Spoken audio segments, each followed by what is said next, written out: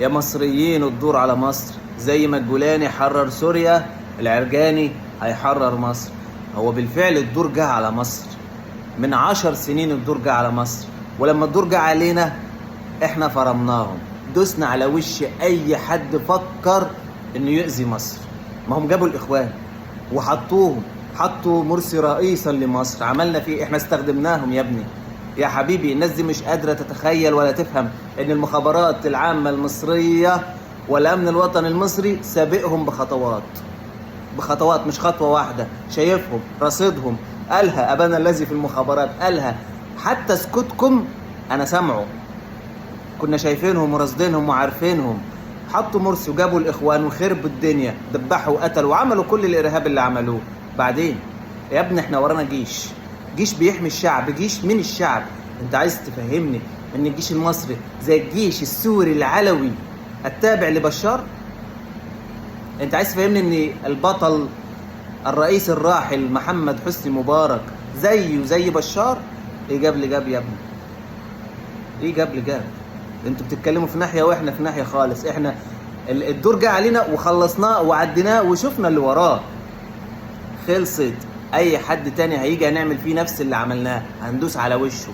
مصر احفاد القدماء المصريين عندهم شعب، بعد كده جيش، لان الجيش هو من الشعب. فما تقارنش مصر باي حد. اي مخطط بيتعمل دلوقتي احنا فاهمينه عارفينه، عدى علينا. لما يئسوا من مصر ومن سينا اتدوروا على سوريا، هم خلاص لقوا الباب مقفول، مستحيل مخططهم يتنفذ في مصر عاجلا ام اجلا. قال لك خلاص سينا اتقفلت علينا، مش هنقدر نعمل تهجير للفلسطينيين داخل سينا، نروحوا سوريا، وسوريا مفتوحه. انتوا فتحتوها لهم بايديكم، انتوا ما عملتوش تحرير لسوريا، انتوا عملتوا فتح اسرائيلي، فتح يهودي لليهود. انتوا احرار، احنا مالناش دعوه. احنا الخوف اللي المصريين والتوتر اللي هم فيه من اجل سوريا، لا انا بقول لك احنا مالناش دعوه، انتوا احرار في بلدكم، مالناش فيه. احنا هنقف ورا جيشنا.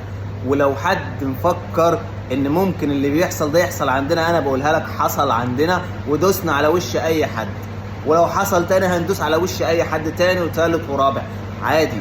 احنا يا ابني شايفينكم، كل المخططات احنا رصدينها عارفينها من 10 سنين، والسيسي بيحذر من كل اللي بيحصل في المنطقة من 10 سنين يا مؤمن، ومفيش فايدة. نفس السيناريو اللي حصل عندنا بيحصل عندكم، وانتوا شايفينه من قبل 13 سنة، مفيش فايدة، محدش بيتعلم. بس احنا وقفنا وحمينا بلدنا. انتوا مين هيحميكم؟ انتوا دمرتوا جيشكم بايديكم، سلمتوا الجيش السوري لليهود.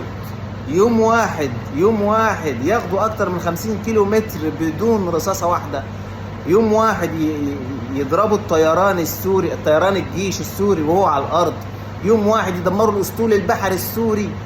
يوم واحد يدمروا جميع مقدرات الجيش السوري في يوم واحد.